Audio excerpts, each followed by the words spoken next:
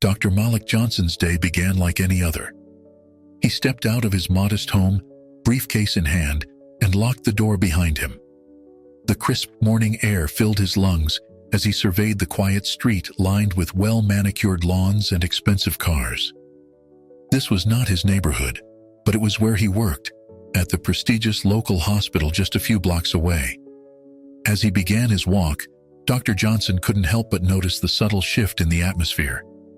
It was something he had grown accustomed to over the years, but it never ceased to make him uncomfortable. Eyes peered out from behind curtains, and neighbors who had been chatting on their front lawns suddenly fell silent as he passed. The hostility was palpable, hanging in the air like a thick fog. Dr. Johnson kept his head high and his pace steady.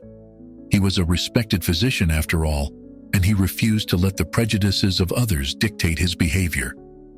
Still, he couldn't shake the feeling of being an outsider, an intruder in a place where he was merely trying to do his job and help people.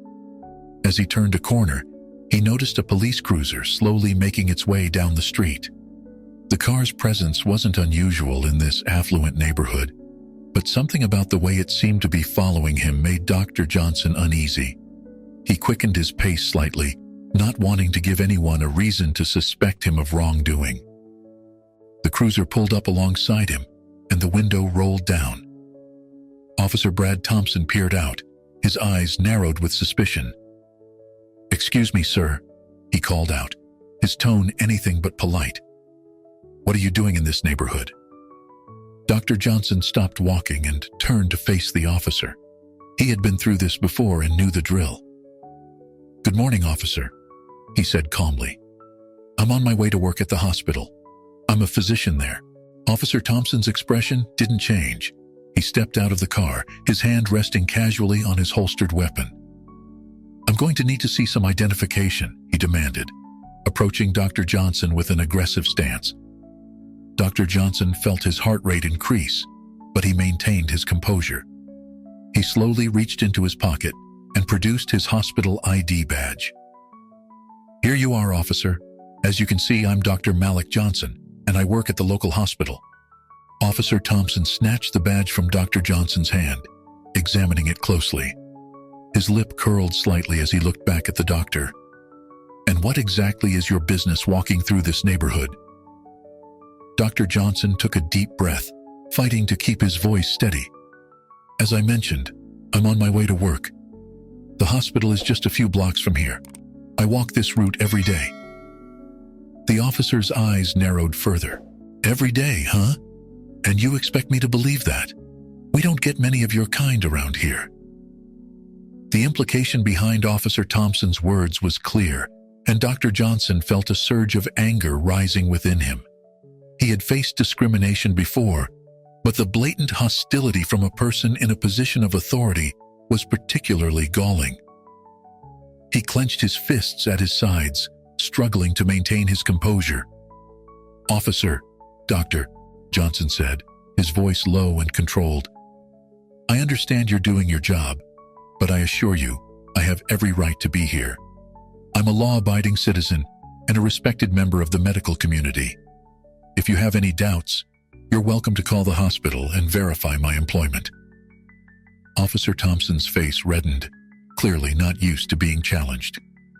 He stepped closer to Dr. Johnson, invading his personal space. "Listen here," he growled. "I don't care what kind of fancy job you claim to have. You don't belong in this neighborhood, and I'm going to make sure you understand that." Dr. Johnson felt his anger building, threatening to boil over. Years of experiences just like this one flashed through his mind. The suspicious glances, the whispered comments, the doors closed in his face. He wanted to lash out, to defend himself, to make Officer Thompson understand the injustice of his actions. But he knew that any show of aggression, no matter how justified, would only make the situation worse. Instead, he took another deep breath and met Officer Thompson's gaze steadily. "Officer," he said, his voice firm but calm, "I understand you're doing your job, but I need to get to work. There are patients waiting for me. If you have no valid reason to detain me, I'd like to be on my way." Officer Thompson's face contorted with barely contained rage. He stepped even closer to Dr. Johnson, his breath hot on the doctor's face. "Listen here," he spat. "I decide when you can leave. This is a quality neighborhood, and we don't need your kind bringing it down." Dr. Johnson felt his stomach churn at the officer's words. The blatant racism was like a physical blow, but he forced himself to remain calm. He'd faced this kind of prejudice before, and he knew that reacting would only make things worse. "Officer," Dr. Johnson said, his voice steady despite the anger bubbling inside him. "I understand you have a job to do, but I assure you, I'm not a threat to anyone here. I'm a doctor, and I have patients who need my help. Please, let's not escalate this situation unnecessarily." Thompson sneered, his hand still resting on his holstered weapon. "A doctor, huh? And I suppose you think that makes you better than the rest of us? That it gives you the right to walk around here like you own the place?" Dr. Johnson closed his eyes for a moment, memories flooding back.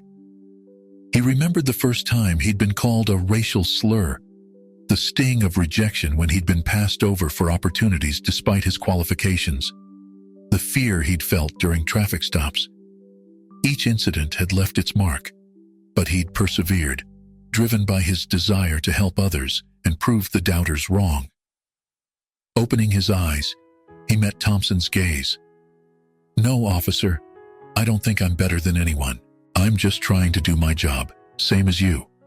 Now, if you have no reason to detain me, I really must be going." Thompson's face reddened further, but before he could respond, a call came in over his radio. Distracted, he turned slightly to respond, his eyes still fixed on Dr. Johnson. Dr. Johnson saw his opportunity. Without another word, he turned and began walking away, his heart pounding in his chest. He half expected to feel Thompson's hand on his shoulder, to hear the click of handcuffs, but nothing happened. As he walked, Dr. Johnson tried to push the encounter from his mind. He had patients to see, lives to save. He couldn't let this incident throw him off balance. Still, the weight of it pressed down on him. Another stone added to the burden he carried every day. Behind him, he heard the screech of tires and a loud crash. Turning quickly, he saw that Officer Thompson, in his haste to follow Dr. Johnson, had collided with another vehicle at the intersection. The front of the police cruiser was crumpled, steam rising from the damaged engine. For a moment, Dr. Johnson stood frozen, conflicting emotions warring within him. Part of him, the part that still stung from Thompson's words, wanted to keep walking, to let someone else deal with the aftermath. But the larger part, the part that had driven him to become a doctor in the first place, knew he couldn't leave. Taking a deep breath, Dr. Johnson turned and ran back towards the scene of the accident. As he approached, he could see that Thompson was slumped over the steering wheel, unmoving. The driver of the other car seemed shaken but alert. "I'm a doctor," Dr. Johnson called out as he neared the wreckage. "Is everyone all right?" The other driver, an elderly woman, nodded shakily. "I think so, but the officer, he's not moving." Dr. Johnson reached the police cruiser and carefully opened the driver's side door. Thompson was unconscious, a gash on his forehead bleeding freely. The irony of the situation wasn't lost on Dr. Johnson, but he pushed those thoughts aside. Right now, Thompson wasn't a racist officer. He was a patient in need of help. Quickly assessing Thompson's condition, Dr. Johnson called out to a bystander, "Call 911 immediately. We need an ambulance and the fire department. This man is trapped and needs immediate medical attention." As he worked to stabilize Thompson, applying pressure to the head wound and checking for other injuries, Dr. Johnson couldn't help but reflect on the strange turn of events. Just minutes ago, this man had been threatening him, making him feel less than human. Now, Thompson's life was quite literally in his hands. The sound of sirens grew closer as Dr. Johnson continued his efforts. He spoke softly to Thompson, urging him to hold on, to keep fighting. Despite everything that had happened, despite the years of prejudice and pain, Dr. Johnson knew he would do everything in his power to save this man's life. It wasn't about forgiveness or proving a point. It was about doing what was right, about rising above the hatred and being the person he had always strived to be. As the ambulance pulled up and paramedics rushed to take over, Dr. Johnson stepped back, his hands shaking slightly. He watched as they worked to extract Thompson from the wreckage, his mind a whirlwind of emotions. Whatever happened next, he knew that this day would mark a turning point, not just for him and Officer Thompson, but perhaps for the entire community. The paramedics worked swiftly to extract Officer Thompson from the mangled police cruiser. Dr. Johnson stood nearby, his heart racing as he watched the rescue unfold. The sound of metal groaning and glass shattering filled the air as the firefighters used their equipment to pry open the vehicle. "He's pinned," one of the firefighters called out. "We need to be careful. There's significant damage to the driver's side." Dr. Johnson stepped forward, his medical instincts kicking in. "I'm a doctor," he said, addressing the paramedic in charge. "I was first on the scene. The officer has a severe head wound and possible internal injuries. He was unconscious when I found him." The paramedic nodded, grateful for the information. "Thanks, Doc. We could use your help if you're willing." Without hesitation, Dr. Johnson moved closer to the wreckage. The irony of the situation wasn't lost on him. Here he was, risking his own safety to save a man who, just moments ago, had treated him with such disdain. But none of that mattered now. In this moment, Thompson wasn't a racist cop. He was a human being in desperate need of help. As the firefighters continued to work on freeing Thompson, Dr. Johnson assisted the paramedics in assessing his condition. They worked together to stabilize his neck and spine, mindful of potential injuries that couldn't be seen. Suddenly, Thompson's eyes fluttered open. He looked around, confused and disoriented. His gaze fell on Dr. Johnson, and for a moment, recognition flickered in his eyes. Then fear set in. What happened?" Thompson's voice was weak, barely above a whisper. Dr. Johnson leaned in, speaking calmly and clearly. "Officer Thompson, you've been in an accident. We're working to get you out of the car. Try to stay still and calm. We're here to help you." Thompson's eyes widened, a mix of emotions playing across his face. Confusion, fear, and something else. Shame, perhaps? He opened his mouth as if to speak, but only a groan of pain escaped. "It's okay," Dr. Johnson reassured him. "Don't try to talk. Just focus on staying still and breathing slowly." As they waited for the firefighters to finish their work, Dr. Johnson kept a close eye on Thompson's vital signs. The officer drifted in and out of consciousness, occasionally muttering incoherently. In one lucid moment, he locked eyes with Dr. Johnson. "Why?" Thompson managed to croak out. "Why are you helping me?" The question hung in the air, heavy with unspoken implications. Dr. Johnson took a deep breath before responding, his voice low and steady. "Because it's the right thing to do," he said simply. "Because you need help, and I'm a doctor. That's all that matters right now." Thompson's eyes filled with tears. Whether from pain or emotion, Dr. Johnson couldn't tell. Before either of them could say anything more, the firefighters announced they were ready to extract Thompson from the vehicle. The next few minutes were a flurry of activity. Dr. Johnson worked alongside the paramedics, helping to carefully move Thompson onto a backboard and then onto a gurney. As they prepared to load him into the ambulance, Thompson reached out weakly, grasping Dr. Johnson's arm. "I'm sorry," he whispered, his voice barely audible over the chaos around them. "I was wrong, so wrong." Dr. Johnson patted Thompson's hand gently. "We'll talk later," he said. "Right now, you need to focus on getting better." As the paramedics loaded Thompson into the ambulance, Dr. Johnson found himself at a crossroads. His shift at the hospital was about to start, but he felt a strange sense of responsibility towards Thompson. After a moment's hesitation, he turned to one of the paramedics. "I'd like to ride along if that's okay," he said. "I want to make sure he gets to the hospital safely." The paramedic nodded, and Dr. Johnson climbed into the back of the ambulance. As they sped toward the hospital, sirens blaring, he monitored Thompson's condition closely. The officer had slipped back into unconsciousness. His breathing labored. Dr. Johnson's mind raced as he worked. He thought about the encounter earlier that morning, about the years of discrimination he'd faced, about the systemic issues that led to situations like this. But he also thought about change, about the possibility of growth and understanding. As they pulled up to the emergency room entrance, Dr. Johnson realized that this day, which had started like any other, had become a turning point, not just for him and Officer Thompson, but potentially for the entire community. Whatever happened next, he knew that the ripple effects of this morning's events would be felt for a long time to come.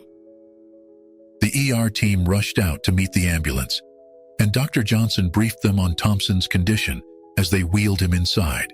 As he watched them disappear through the hospital doors, Dr. Johnson took a deep breath, steeling himself for what lay ahead. He had a feeling his involvement in this story was far from over. Dr. Johnson followed the ER team as they rushed Officer Thompson through the hospital doors. The familiar antiseptic smell and the controlled chaos of the emergency room enveloped him. Despite the circumstances, he felt a sense of calm wash over him. This was his domain, where his skills and knowledge could make a real difference. "Dr. Johnson," a nurse called out to him, "we weren't expecting you yet. Are you here with this patient?" He nodded, quickly explaining the situation. "I was at the scene of the accident. I'd like to assist if that's all right." The attending physician, Dr. Sarah Chen, looked up from examining Thompson. "Of course, Malik. We could use your expertise. What can you tell us about his condition?" As Dr. Johnson briefed the team on Thompson's injuries and the events at the accident scene, he couldn't help but notice the irony of the situation. Here he was, fighting to save the life of a man who, just hours ago, had treated him with such contempt. The team worked efficiently, assessing Thompson's injuries and preparing him for emergency surgery. As they were about to wheel him to the operating room, Thompson regained consciousness. His eyes, filled with pain and fear, darted around the room before settling on Dr. Johnson. "Doc," Thompson rasped, his voice weak and trembling. Am I going to die?" The vulnerability in Thompson's voice struck Dr. Johnson. Gone was the aggressive, prejudiced officer from earlier that morning. In his place was a frightened man facing his own mortality. Dr. Johnson leaned in close, his voice calm and reassuring. "We're doing everything we can, Officer Thompson. You're in good hands. Just stay strong and keep fighting."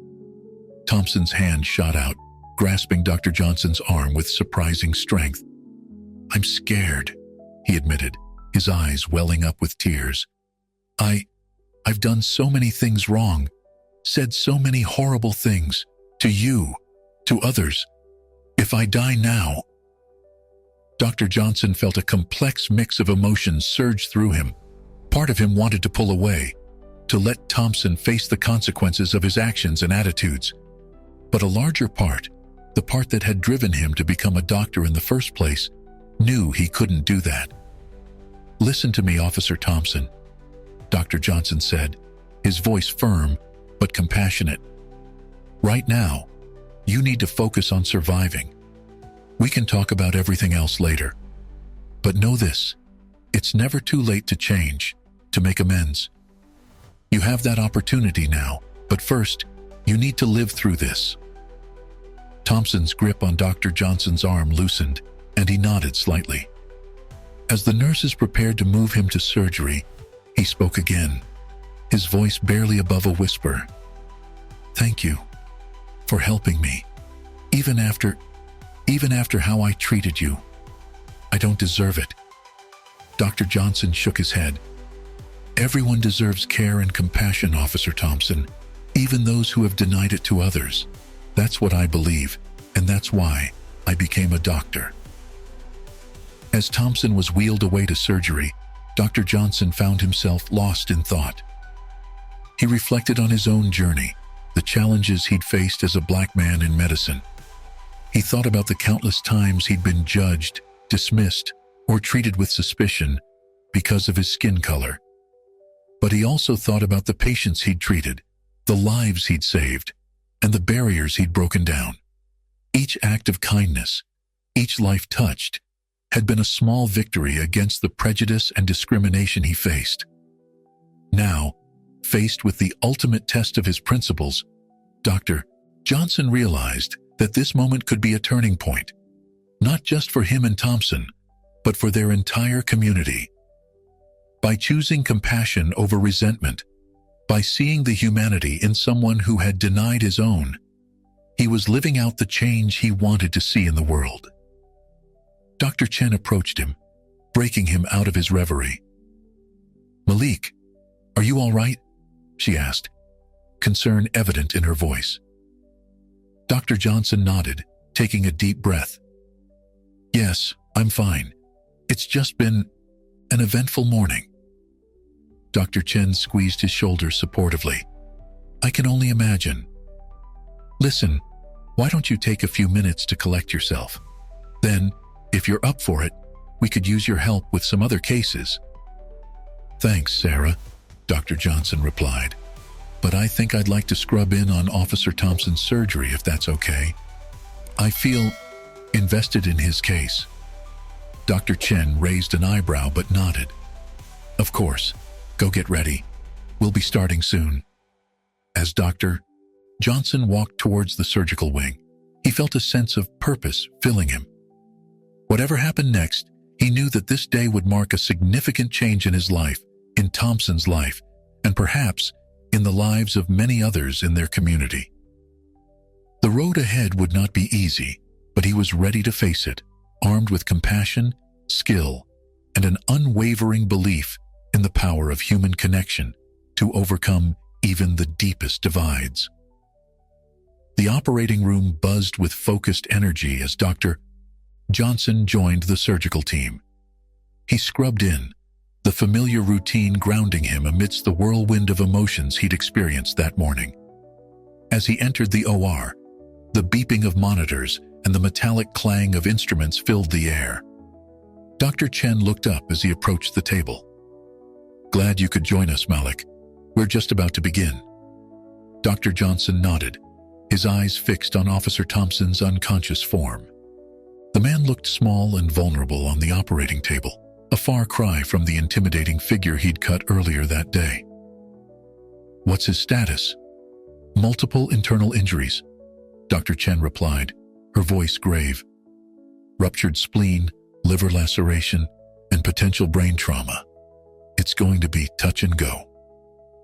As the surgery began, Dr. Johnson found himself working with a level of focus and intensity he hadn't experienced in years. Each incision, each careful movement of his hands felt charged with significance. He wasn't just operating on a patient, he was fighting for the life of a man who represented so much of what he had struggled against throughout his career. Hours passed in a blur of concentrated effort. The team worked seamlessly, addressing each injury methodically. Dr. Johnson's expertise proved invaluable, his steady hands and quick thinking helping to navigate several critical moments. As they worked to repair Thompson's liver, Dr. Chen glanced at Dr. Johnson. "You're really invested in this one, aren't you?" she asked, her tone curious rather than accusatory. Dr. Johnson paused for a moment, considering his response.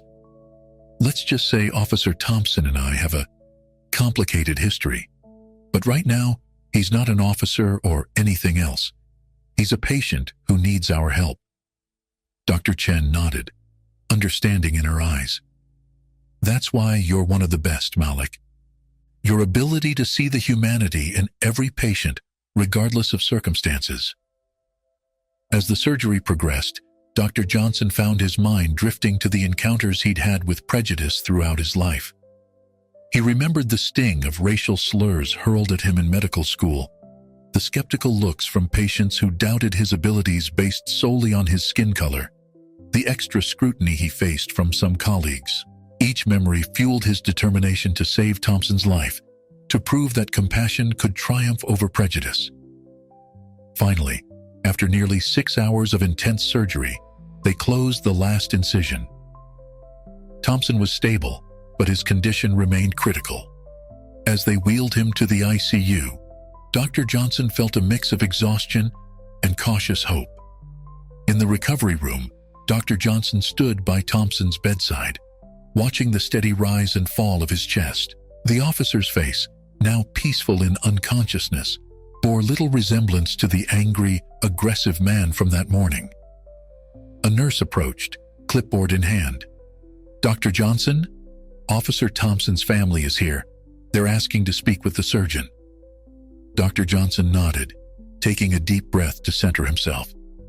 As he walked to the waiting room, he pondered what to say to Thompson's family. How could he explain the complex emotions and events that had led to this moment? As he entered the waiting room, he saw a woman who he assumed was Thompson's wife, her eyes red from crying, and 2 teenage children who looked shell-shocked. They all looked up as he approached, hope and fear mingling in their expressions. "Mrs. Thompson?" Dr. Johnson said gently. "I'm Dr. Malik Johnson. I was part of the surgical team that operated on your husband." Mrs. Thompson stood, her voice trembling as she spoke. "How is he? Is Brad going to be okay?"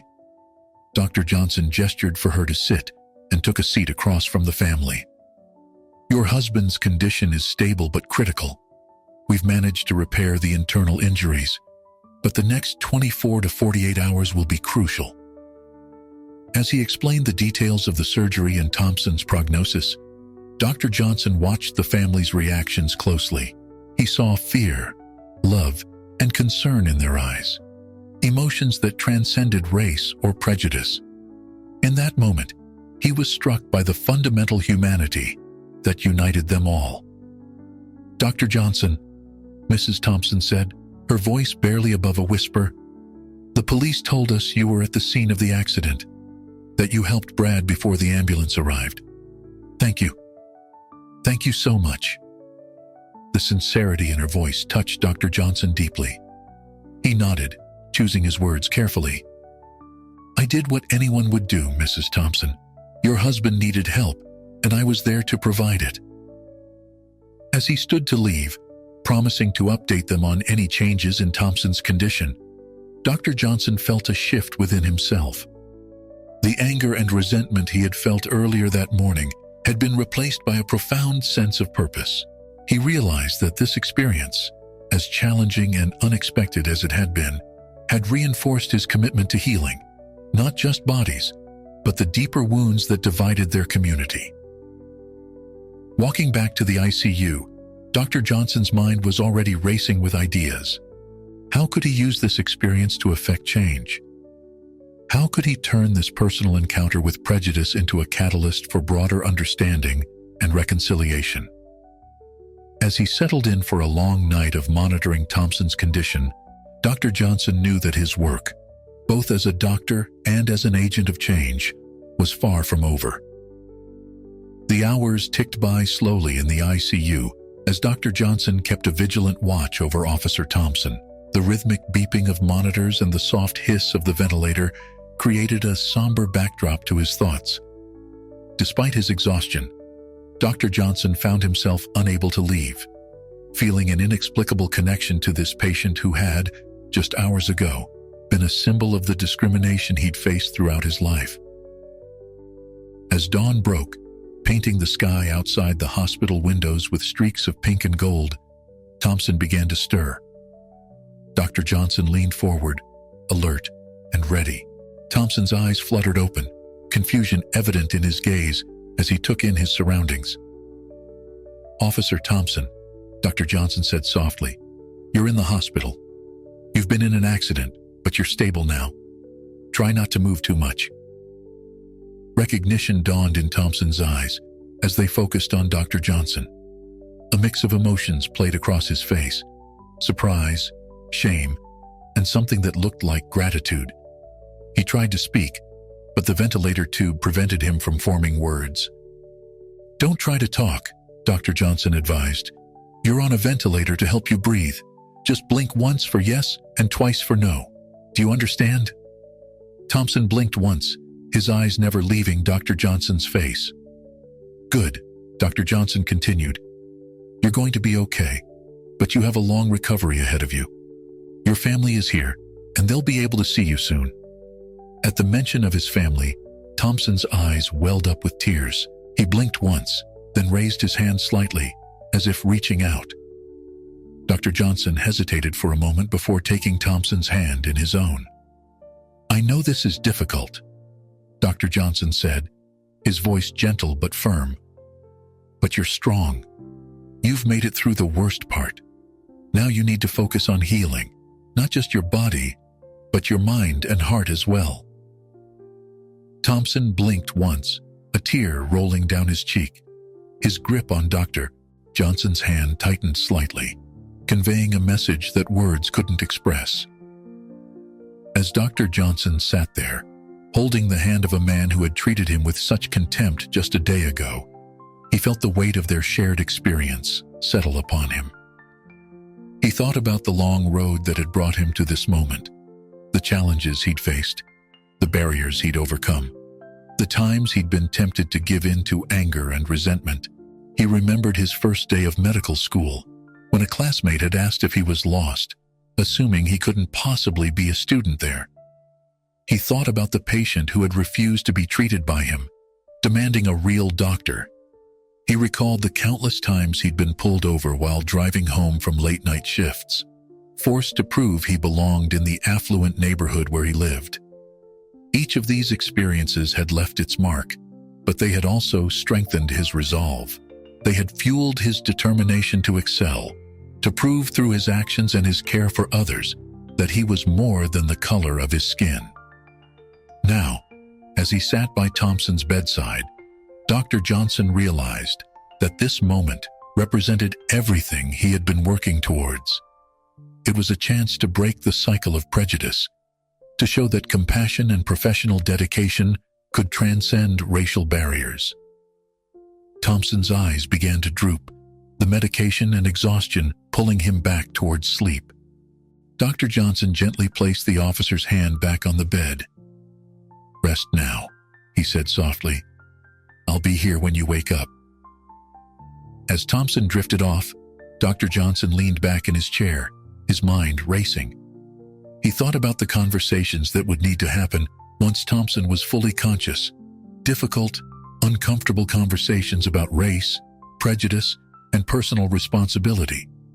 But he also thought about the potential for growth and change that this situation presented. He imagined a future where this experience could be used as a teaching moment, not just for Thompson, but for the entire police force and community. He envisioned workshops on unconscious bias, community outreach programs, and open dialogues between law enforcement and minority groups. But he also knew that change wouldn't come easily. There would be resistance, skepticism, and setbacks. The road ahead would be long and challenging, requiring patience, perseverance, and an unwavering commitment to the belief that people could change. As the morning shift began to bustle around him, Dr. Johnson stood up, stretching his tired muscles. He had been awake for over 24 hours, but he felt energized by a sense of purpose. He knew that his role in this story was far from over. In fact, it was just beginning. With one last look at the sleeping Thompson, Dr. Johnson left the ICU. He had patients to see, rounds to make, and a community to heal. But as he walked through the hospital corridors, he felt a glimmer of hope. Today, in this hospital room, a small but significant step had been taken towards breaking down the walls of prejudice. And Dr. Malik Johnson was determined to see it through, one patient, one conversation, one changed mind at a time. Over the next few days, Dr. Johnson found himself splitting his time between his regular duties and frequent visits to Officer Thompson's room.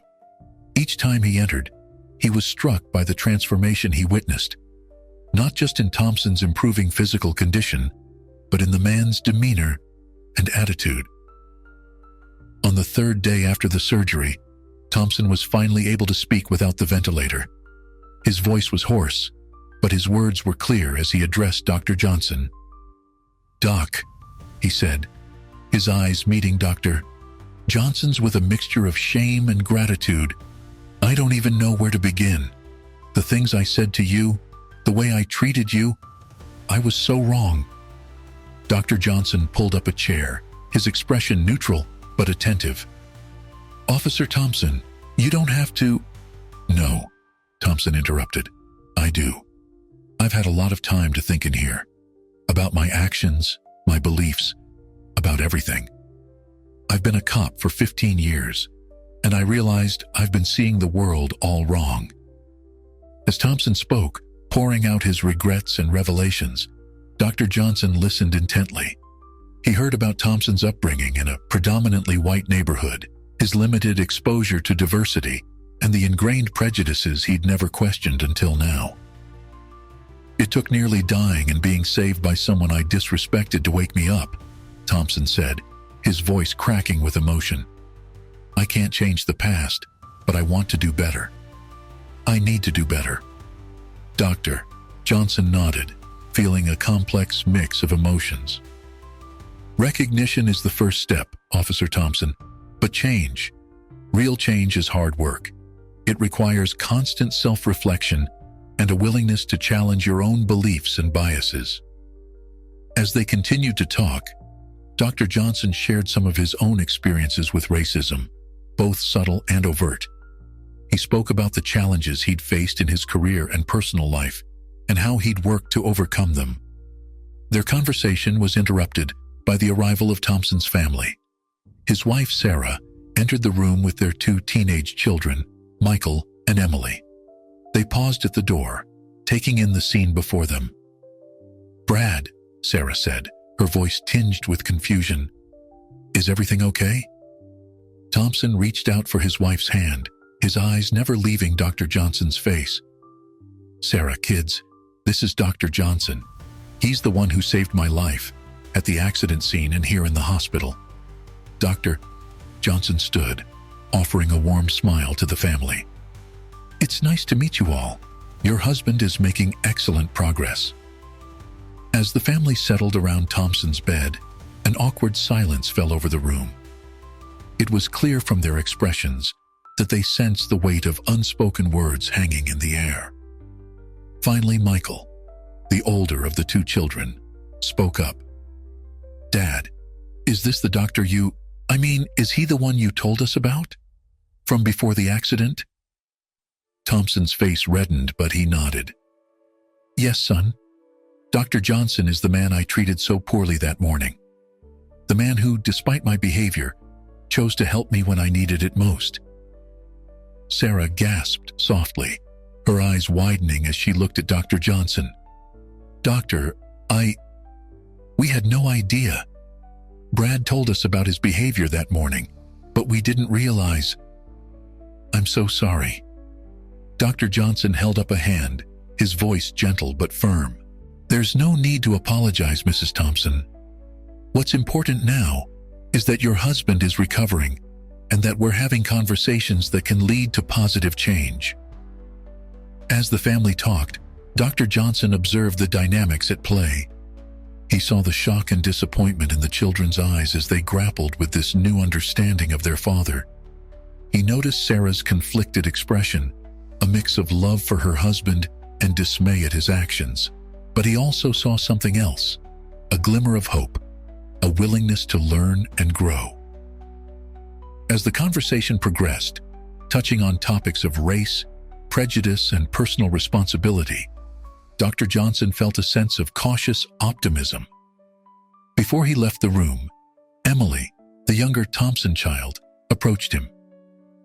"Dr. Johnson," she said, her voice quiet but determined, "I'm doing a project at school about racial equality. Would you—" Would you be willing to talk to my class sometime? I think they could learn a lot from you." Dr. Johnson felt a warmth spread through his chest. "I'd be honored, Emily. Let's make that happen." As he walked out of the room, Dr. Johnson realized that this experience was rippling out beyond just himself and Officer Thompson. It was touching lives, changing perspectives, and opening up dialogues that had long been avoided. He knew the road ahead would be challenging. Changing deeply ingrained beliefs and systemic issues wouldn't happen overnight. But as he continued his rounds, Dr. Johnson felt a renewed sense of purpose. This was more than just about healing bodies. It was about healing minds, hearts, and communities. And he was ready for the challenge. 2 weeks after the accident, Dr. Johnson found himself standing at the podium in the hospital's largest conference room. The room was packed with an eclectic mix of people: hospital staff, police officers, community leaders, and local residents. At the back of the room, Officer Thompson sat in a wheelchair, his wife by his side. Dr. Johnson took a deep breath, surveying the crowd before him. This community meeting, organized in response to the incident and its aftermath, represented a crucial step forward. It was an opportunity to open a dialogue about the racial tensions that had long simmered beneath the surface of their community. "Good evening, everyone," Dr. Johnson began, his voice steady and clear. "We're here today because 2 weeks ago, an unfortunate incident occurred that could have ended in tragedy. Instead, it has given us an opportunity to confront the issues that divide us and to work together towards understanding and change." As he spoke, Dr. Johnson recounted the events of that morning, careful to present the facts without judgment. He described the initial confrontation, the accident, and the life-saving efforts that followed. He spoke about the conversations he'd had with Officer Thompson during his recovery and the realizations they'd both come to. What happened that day was not just about one man's prejudice or one doctor's compassion, Dr. Johnson continued. It was a microcosm of the larger issues we face as a community. Issues of racial bias, systemic discrimination, and the urgent need for understanding and empathy. The room was silent, all eyes fixed on Dr. Johnson.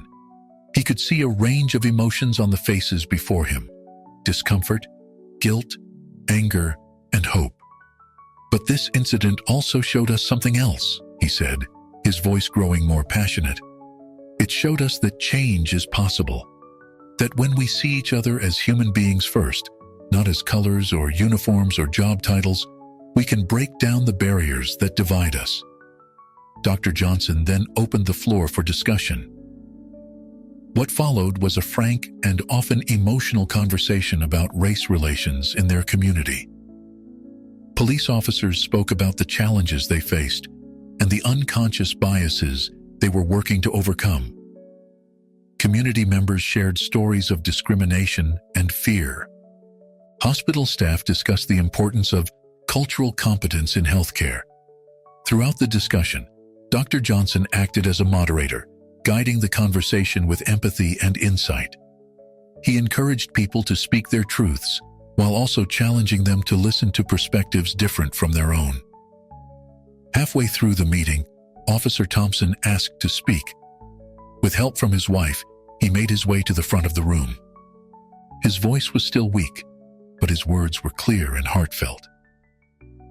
"I've been a police officer for 15 years, he began, "and I thought I was one of the good guys. But that morning 2 weeks ago, I realized how wrong I was. My actions were not those of a good cop or a good man. They were the actions of someone blinded by prejudice and ignorance." Thompson's voice cracked as he continued. "Dr. Johnson didn't just save my life in a physical sense. He showed me a better way to live. He showed me what true strength and character look like. And I stand before you today to say that I'm committed to changing, not just myself, but to working towards change in our entire department." The room erupted in applause, many people wiping away tears. Dr. Johnson felt a lump form in his throat as he watched Thompson make his way back to his seat, stopping to shake hands and speak quietly with several community members along the way. As the meeting drew to a close, Dr. Johnson took the podium one last time. "What we've done here today is just the beginning," he said. "Real change takes time, effort, and commitment. But I believe that if we continue to have these difficult conversations, if we approach each other with open minds and open hearts, we can create a community where everyone feels safe, respected, and valued." He then announced a series of initiatives that had been born out of this incident: diversity training programs for the police force, community outreach events, and a mentorship program for minority youth interested in careers in law enforcement or healthcare. As people began to file out of the room, many stopped to thank Dr. Johnson or to share their own stories. He noticed Officer Thompson and his wife waiting to speak with him. "Dr. Johnson," Thompson said, extending his hand, "thank you for everything. I know we have a long way to go, but I'm committed to making things right." Dr. Johnson shook Thompson's hand firmly. "We all have a long way to go, Officer Thompson, but we're on the right path. Together, we can make a difference." As he watched the Thompsons leave, Dr. Johnson felt a sense of cautious optimism. He knew that one meeting, one conversation, wouldn't solve all their problems, but it was a start. And sometimes, that's all you need to begin changing the world. In the weeks that followed the community meeting, Dr. Johnson found himself at the center of a whirlwind of activity. The initiatives proposed at the meeting had gained traction, and he was now juggling his medical duties with his newfound role as a community leader and advocate for change. One crisp autumn morning, Dr. Johnson arrived at the hospital to find a small group of protesters gathered near the entrance. Their signs bore slogans like "No Justice, No Peace," and "Black Lives Matter." At first, he felt a flicker of concern, wondering if the situation was about to escalate. But as he approached, he realized they weren't there to cause trouble. They were there to support the changes being implemented. A young woman stepped forward, her eyes bright with determination. "Dr. Johnson," she said, "we're here to show our support for the new diversity initiatives. But we also want to make sure these aren't just empty promises.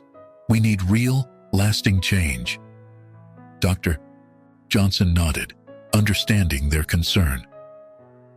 "I appreciate your support and your vigilance," he replied. "Change isn't easy, and it doesn't happen overnight.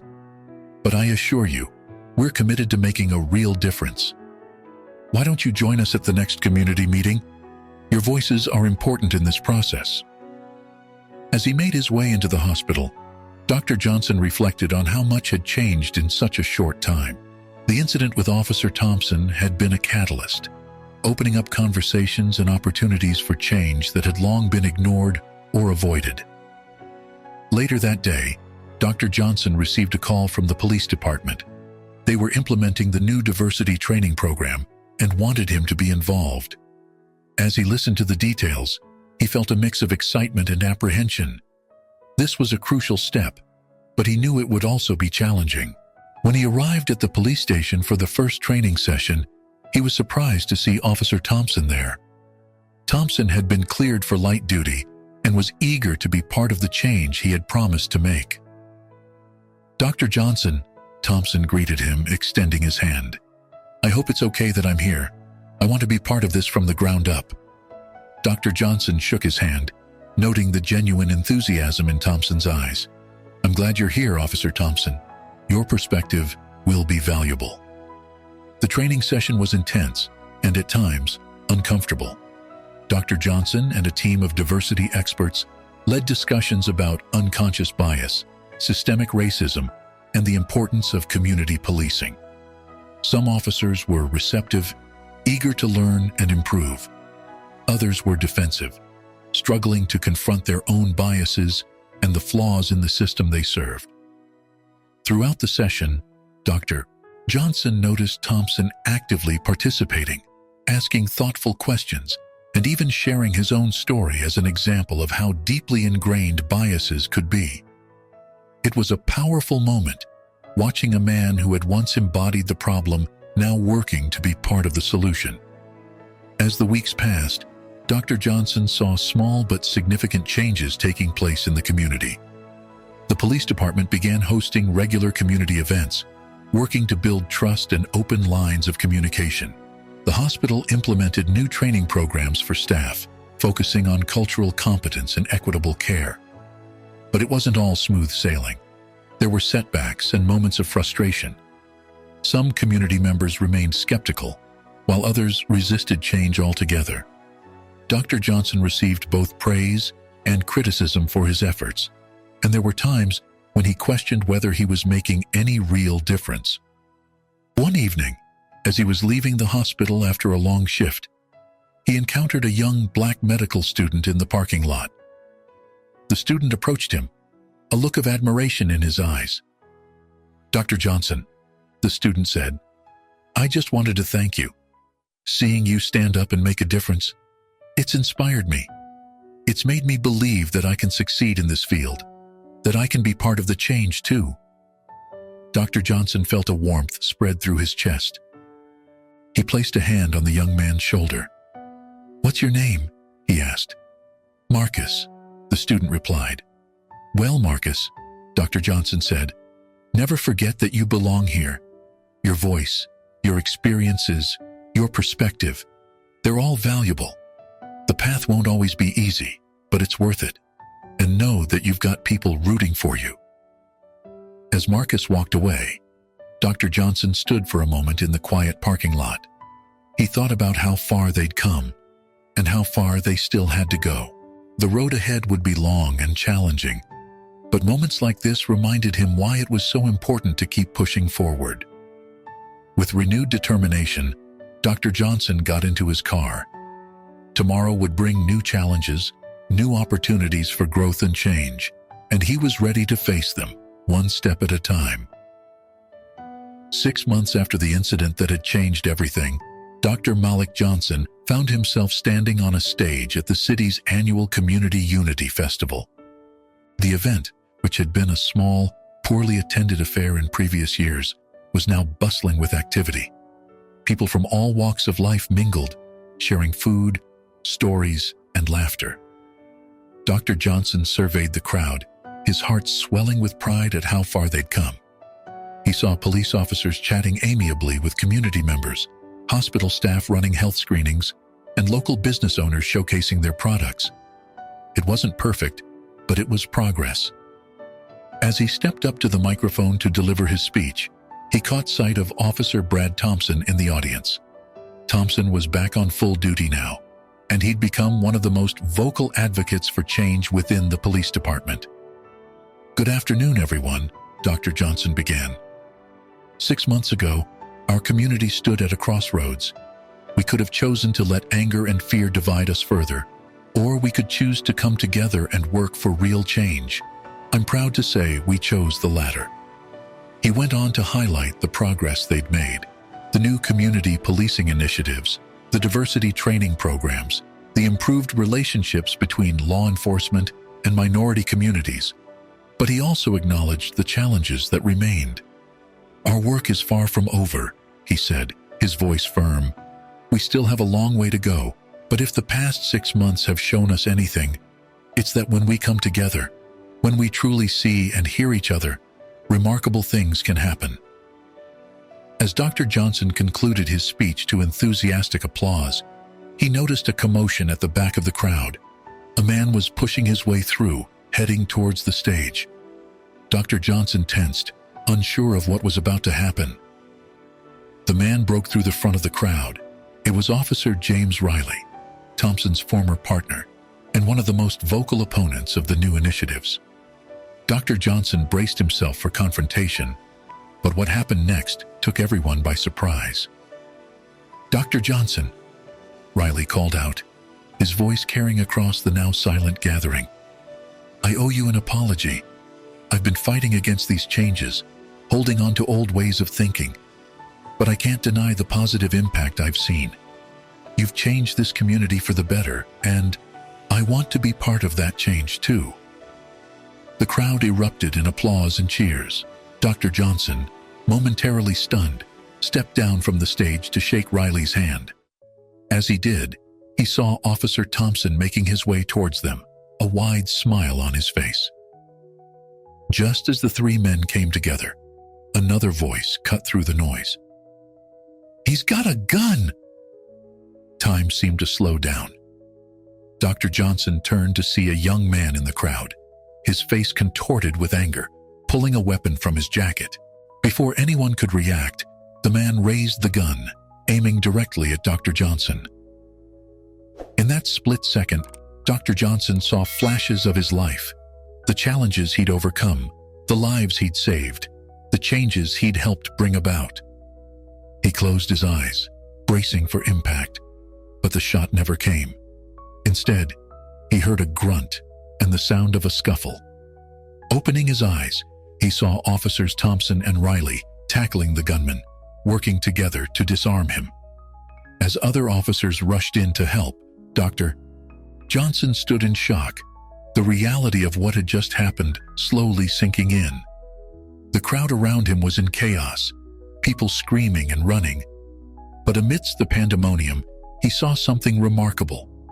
People of all races and backgrounds coming together to help each other, to offer comfort and support. In that moment, as the danger passed and the community rallied, Dr. Johnson realized that the true transformation wasn't just in the policies or programs they'd implemented. It was in the hearts and minds of the people. They had faced a threat not as separate factions, but as one united community. As the police led the would-be shooter away, Dr. Johnson found himself surrounded by a diverse group of concerned citizens, all checking if he was okay, all expressing their support and gratitude for his work. Officer Thompson approached, his face etched with concern. "Dr. Johnson, are you all right?" "Doctor," Johnson nodded, a small smile forming on his lips despite the gravity of the situation. "I'm fine, Brad. Thanks to you and Officer Riley. I think we're all going to be all right." As the festival slowly returned to order, with people choosing to stay and stand united rather than flee in fear, Dr. Johnson realized that this incident, frightening as it was, had demonstrated the true strength of their community. They had faced adversity together, and they had emerged stronger. The road ahead would still have its challenges, but Dr. Malik Johnson was more convinced than ever that they were on the right path. Change was possible. Understanding could overcome prejudice, and a community, once divided, could come together to create a better future for all.